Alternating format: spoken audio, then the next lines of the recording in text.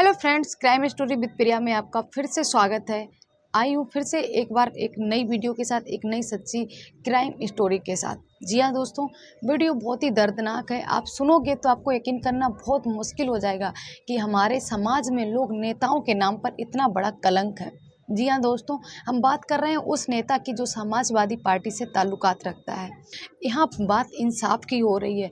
यहाँ कोई समाजवादी पार्टी नहीं, कोई भी सपा नहीं, कोई भी बीजेपी नहीं, कुछ भी मेरे लिए मायने नहीं रखता है। बस उस लड़की को इंसाफ दिलाना है। आखिर उस लड़की के साथ गलत हुआ है।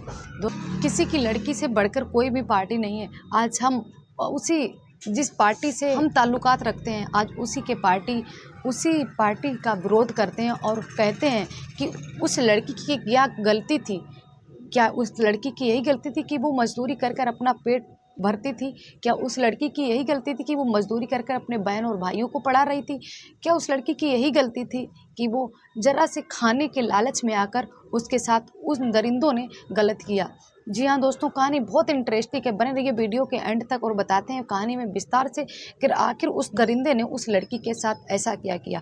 और जब उस लड़की के साथ गलत हुआ, इसके बाद जब वो प्रार्थना पत्र लेकर पुलिस स्टेशन जाती है, तो पुलिस का जो चौकी का इंचार्ज होता है, वो उस एप्लीकेशन उसके खिलाफ एफआईआर दर्ज करने से मना कर देता है और कहता है कि जिसके खिलाफ आप यहाँ कार्रवाई करवाने आई हो, इसमें से तुम एक बंदे का नाम निकाल दो, हम आपकी कार्रवाई शुरू कर देंगे और काम को बहुत तेज़ी से आगे बढ़ाएंगे। दोस्तों, लेकिन वो लेडीज़, जो वो महिला होती है, जो उस लड़की की माँ होती है, वो कहती है असली मुजरिम तो वही है और हम उसी का नाम कैसे निकालते हैं। दोस्तों, बताते चलें, उस इंसान का दबदबा इसलिए था कि जो पुलिस चौकी चल रही थी, वो उसी की जगह में, यानी कि उसी के घर में चल रही थी। उस जगह का वही मालिक था। इसी वजह से पुलिस चौकी के जो इंचार्ज था, जो थाना इंचार्ज था, वो उसका केस लेने से मना कर देता है, उसके एफआईआर दर्ज करने से मना कर देते हैं और कहते हैं कि हम आपका ये एफआईआर दर्ज नहीं कर सकते हैं। दोस्तों, इसके बाद तो जो काम घंटों तक नहीं हो रहा था, वो काम मिनटों में होने लगा। उस महिला ने कुछ ऐसा किया, तो जानते हैं महिला ने ऐसा क्या किया जो घंटों का काम मिनटों में होने लगा। दोस्तों, बने रहिए वीडियो के एंड तक। और वीडियो में आगे बढ़ने से पहले एक ही रिक्वेस्ट है कि जो भी हमारे चैनल पर नया है, तो प्लीज़ चैनल को सब्सक्राइब कर दीजिए, बेल आइकन को प्रेस करके एक वीडियो को लाइक ज़रूर कर दीजिए। दोस्तों, अब बढ़ते हैं वीडियो में आगे और बताते हैं विस्तार। तो आज की जो घटना है वो उत्तर प्रदेश के अयोध्या ज़िले की है। अयोध्या का एक थाना लगता है पूरा करंदर। पूरा करंदर का एक छोटा सा क्षेत्र है जिसका नाम है भदरसा। भदरसा का ही एक छोटा सा गाँव होता है, जिस गाँव में एक छोटी सी फैमिली रहती है। उस फैमिली में 4 बेटियाँ और एक 6 साल का बेटा होता है और माँ होती है। पिता नहीं होता है। पिता 2 साल पहले ही इस दुनिया को छोड़कर जा चुका था। दोस्तों, परिवार बहुत ज़्यादा गरीब था और जो माँ थी वो एक मज़दूर थी। भाई 6 साल का था और 4 बहनें थीं। अब सभी लोग मज़दूरी करते थे और मज़दूरी करने के बाद ही अपना पेट भरते। दोस्तों, इन्हीं सब का फ़ायदा उठाने के बाद वो व्यक्ति, वो हैवान उस लड़की के साथ इतना गलत करता है कि वो लड़की दर्द से तड़पती रहती है, बहुत ही परेशान रहती है, बेचैन रहती है। जब इसके बारे में उसकी माँ को पता चलता है, तो माँ अपनी ही बेटी को पूछती है कि आखिर उसके साथ क्या हुआ है। जब वो नहीं बता पाती है, जब वो कुछ नहीं समझ पाती है, तो वो अपनी बेटी को लेकर हॉस्पिटल पहुंचती है। दोस्तों, इसके बाद हॉस्पिटल में जो डॉक्टर होता है, वो जो उसकी माँ को जो बताता है, वाकई में जब माँ सुनती है तो उसके पैरों तले जमीन। दोस्तों, बात है 2024 जुलाई के अंतिम सप्ताह की, जब एक लड़की मजदूरी करने के बाद शाम के वक्त अपने घर पर वापस आ रही थी। तभी एक राजू खान नाम का लड़का होता है, जो एक रेस्टोरेंट में नौकर का काम करता है। वो रेस्टोरेंट उसके मजदूरी के खेत से जो रास्ता घर की तरफ जा रहा था, उसी के बीच में रेस्टोरेंट पड़ता है। दोस्तों, इसके बाद राजू जब उस लड़की को आते हुए देखता है, तो वो राजू उस लड़की के पास जाता है और कहता है कि चलो, तुम्हें मालिक ने बुलाया है, तुम्हें कुछ खाने के लिए देंगे। दोस्तों, खाने के नाम सुन के लड़की गरीब थी, उसे इतना अच्छा खाना नहीं मिल पाता था, ना ही उसे पेट भर के खाना मिल पा रहा था। इस वजह से वो खाने का लालच में आके वो उस राजू के साथ चली जाती है। जब वो लड़की उस राजू के साथ जाती है, तो उसे रेस्टोरेंट में कुछ खाने के लिए दिया जाता है। जब कुछ खाने के लिए दिया जाता है, तो पता चलता है उसमें कुछ नशीला पदार्थ होता है।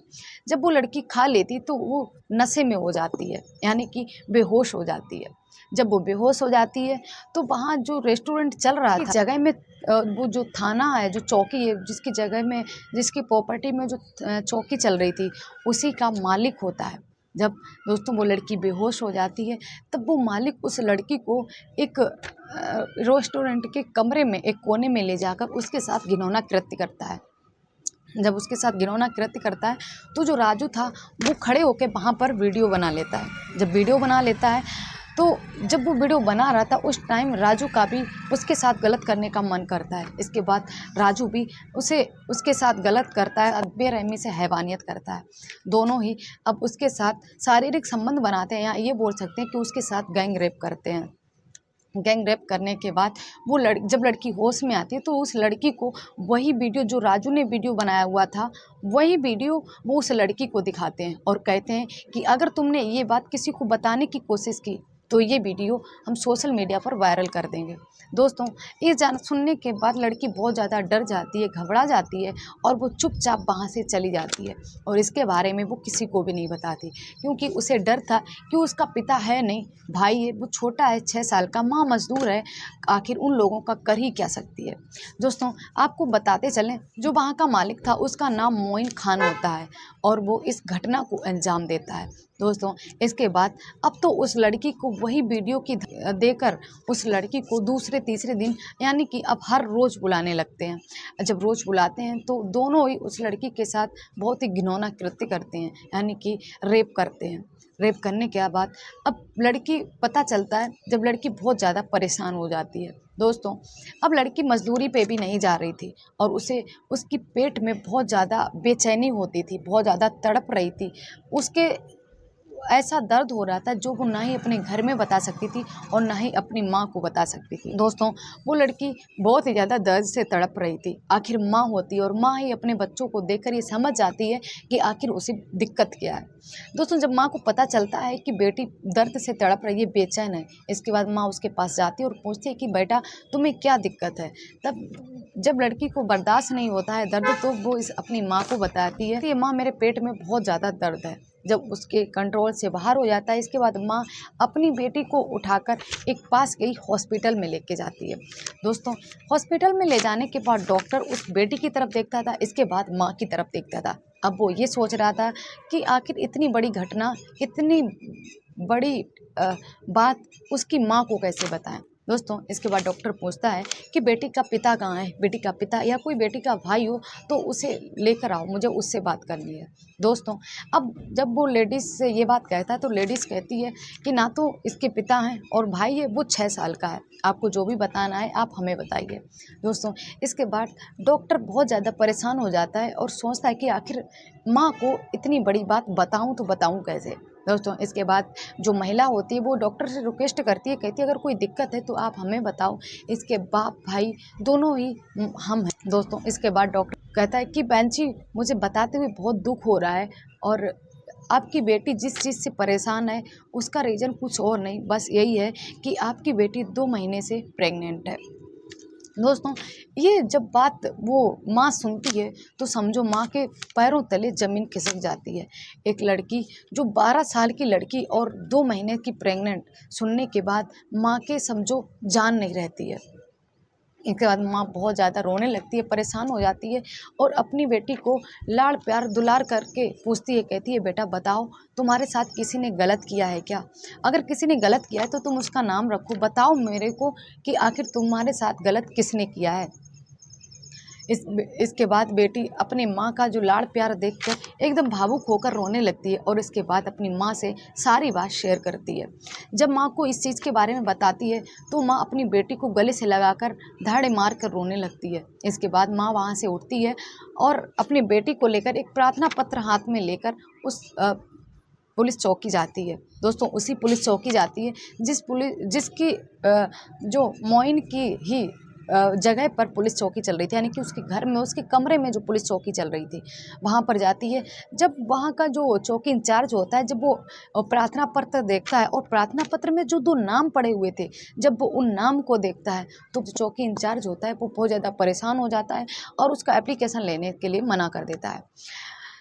इसके बाद वो चौकी इंचार्ज कहता है अगर तुम्हें सच में ही एफआईआर दर्ज करानी है तो तुम्हें एक काम करना पड़ेगा, इसमें जो नाम है उस एक शख्स का नाम इसमें से हटाना पड़ेगा, इसके बाद हम तुम्हारी कार्रवाई को तुरंत आगे बढ़ाएंगे। दोस्तों इसके बाद जो माँ होती है वो कहती है जो असली मुजरिम है, जो असली गुनहगार है, उसी का तुम नाम हटाने के लिए बोल रहे हो, हम ऐसा बिल्कुल नहीं करेंगे और आपको मेरी एफआईआर दर्ज करनी ही पड़ेगी क्योंकि मेरी बेटी के साथ गलत हुआ, मुझे मेरी बेटी को इंसाफ चाहिए। दोस्तों इसके बाद वो बहुत ही ज़्यादा रिक्वेस्ट करती है पुलिस चौकी इंचार्ज से, बहुत ज़्यादा कहते हैं कि मेरी बेटी को इंसाफ दिलाओ, मेरी बेटी की इज्जत का सवाल है। लेकिन दोस्तों वो लोग मजबूर थे, वो लोग फिर भी जो थाना इंचार्ज होता है वो जब उसे पता चलती तो वो भी उसके एफआईआर दर्ज करने से सीधा मना कर देता है। दोस्तों अब लेडीज़ वहाँ से वापस आ जाती है।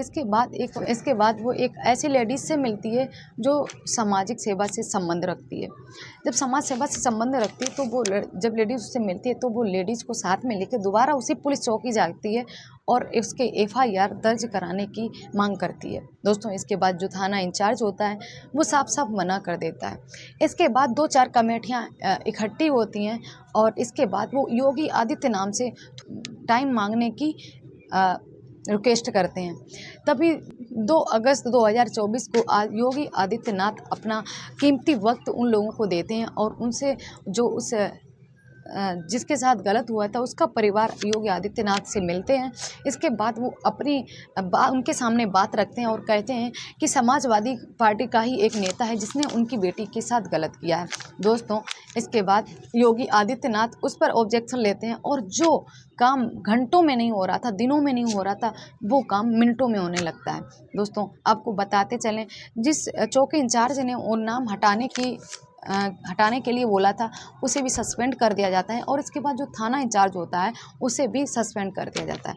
यानी कि वो दोनों ही अपनी कुर्सी को गंवा बैठते हैं और अब तो जगह हर ट्विटर पे, हर टीवी पे, हर न्यूज़ चैनल पे उसी घटना के बारे में, उसी के बारे में न्यूज़ें चलने लगती हैं, खबरें चलने लगती हैं, चाहे फिर वो पुलिस स्टेशन हो, चाहे फिर वो रेलवे स्टेशन हो या बस स्टैंड हो या मार्केट हो, हर जगह अयोध्या की ही घटना चलने लगती है। दोस्तों ये खबर इतनी तेज़ी से वायरल हो रही है, एक समाजवादी पार्टी का नेता इतना पावरफुल होने के बाद एक मजदूर लड़की के साथ गलत करता है, उसकी इज्जत के साथ खेलता है और उसके साथ गैंग रेप करता है। दोस्तों अब उन दोनों ही नेताओं के जो राजू और मोइन खान दोनों के ही नाम एफआईआर दर्ज हो चुकी है। दोस्तों इसके बाद अखिलेश यादव अपने बयान में बोलते हैं, कहते हैं पहले उस लड़की का डीएनए टेस्ट करवाया जाए, अगर ये बात सही है तो उस पर कड़ी से कड़ी कार्रवाई की जाए, अगर ये बात गलत है तो सरकार के जितने भी अधिकारी हैं उन सभी पर सख्त से सख्त कार्रवाई की जाए। दोस्तों हालांकि आपको बताते चलें कि अखिलेश यादव ने भी उस लड़की को इंसाफ दिलाने की कोशिश की है और जब ये बात योगी आदित्यनाथ को पता चलता है, फिर जब उन्हें ये पता चलता है कि कोई मोहम्मडन एक हिंदू लड़की के साथ ऐसा करता है तो फिर योगी आदित्यनाथ बहुत ही जल्दी एक्शन लेते हैं। दोस्तों इसके बाद जिस रेस्टोरेंट में उस लड़की के साथ गलत हुआ था उस रेस्टोरेंट में बुलडोजर चलवा दिया जाता है और पता करवाया जाता है कि उस व्यक्ति के नाम कितनी वैध और अवैध ज़मीन है, प्रॉपर्टी है, उस सब के बारे में फिर अच्छे से छानबीन की जाती है। जब छानबीन की जाती है तो पता चलता है जिस जगह में वो रेस्टोरेंट चला रहा है वो अवैध है। दोस्तों इसके बाद बुलडोज़र बुलवाकर उसके रेस्टोरेंट पर बुलडोज़र यानी कि उनके घर पर बुलडोज़र चलवा दिया जाता है। दोस्तों अब उन दोनों पे ही कड़ी से कड़ी कार्रवाई हुई है। अब देखते हैं कि आखिर उसे लड़की को इंसाफ मिलता है या नहीं मिलता। मैं भी इस वीडियो के माध्यम से यही कहना चाहूँगी कि चाहे वो किसी भी पार्टी का नेता हो, फिर चाहे सपा का हो, बीजेपी का हो, किसी का भी नेता हो, लेकिन किसी की लड़की के साथ, किसी भी लड़की की इज्जत के साथ खेलने का हक किसी को भी नहीं है। दोस्तों मैं इस वीडियो के माध्यम से यही कहना चाहूँगी कि अगर उस नेता ने सच में ही गलत किया है तो उसे कड़ी से कड़ी सज़ा मिलनी चाहिए, ताकि भविष्य में कोई भी नेता हो, चाहे फिर वो आम आदमी हो, कोई भी लड़की के साथ खेलने की कोशिश ना करे। जी हाँ, लड़की हमारा वीडियो देख रही है उससे एक ही रिक्वेस्ट है कि आप अपना जो भी फैसला लें वो सोच समझ कर लें और किसी भी खाने की चीज़ हो, चाहे फिर वो कोई भी चीज़ हो, किसी भी चीज़ के लालच में नहीं आना चाहिए और लालच में आने के बाद अपने साथ कुछ भी गलत ना हो, उसे एक बार नहीं आपको 1000 बार सोचना पड़ेगा। ध्यान दोस्तों, जो भी फैसला लेना है अपना सोच समझ कर लीजिए और अपनी सेफ्टी पहले आगे रखिए। या दोस्तों, वीडियो कैसा लगा कमेंट सेक्शन में ज़रूर बताना, और ये ज़रूर बताना कि आखिर वो सच में गुनहगार है तो उसे कौन सी सज़ा मिलनी चाहिए। वीडियो को ज़्यादा से ज़्यादा शेयर करिए, वीडियो को like comment share and channel को सब्सक्राइब कर दीजिए। इसी के साथ मिलते हैं नेक्स्ट वीडियो में, तब तक के लिए धन्यवाद।